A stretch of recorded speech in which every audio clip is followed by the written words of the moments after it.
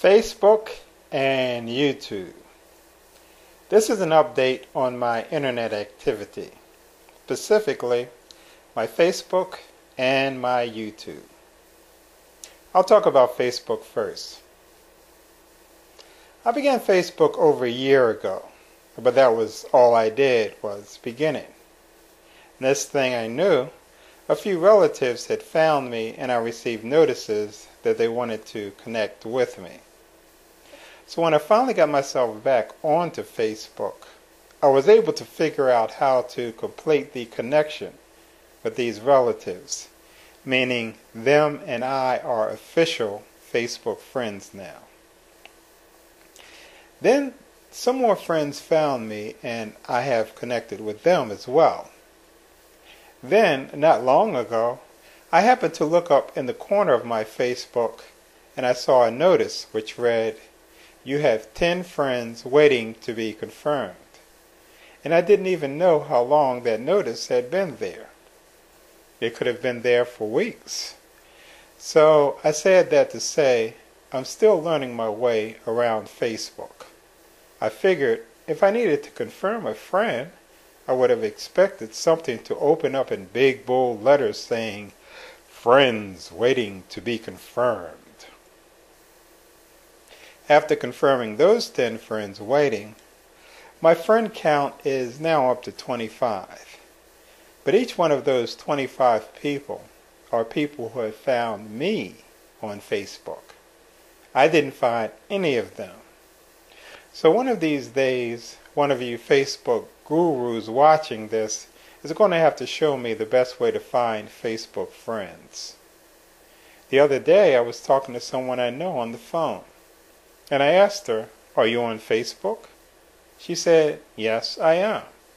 I asked her what her Facebook name was, and she told me. I wrote it down, making sure to get the spelling right. After I got finished talking to her, I searched for her on Facebook. And you know, I still couldn't find her. That's how lame I am at trying to find people on Facebook.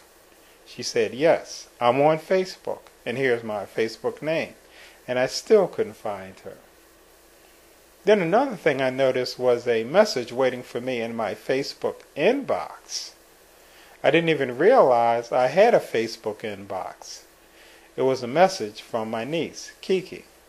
Ain't no telling how long that message had been sitting there because, again, I was only just seeing that I had a Facebook inbox. I'm not trying to scare anyone away who's considering going Facebook. It does offer a whole lot of benefits. I'm just saying there are a few things to learn once you get there.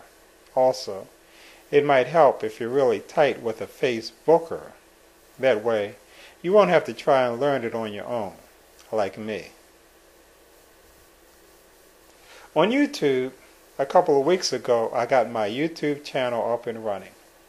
There was a bit of a learning curve there as well. I only knew 2 people who had YouTube channels. They were Alan Pitts and my niece, Amanda.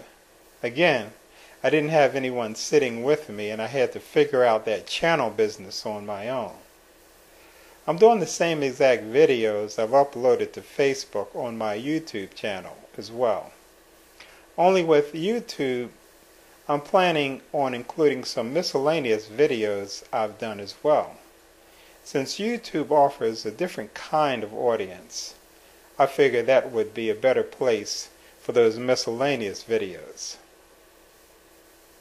Another thing I tried doing on YouTube was to create a second separate channel for myself.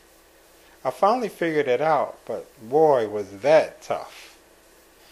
It was important for me to get a second separate channel for myself because that's where I'm going to upload all my scientific stuff.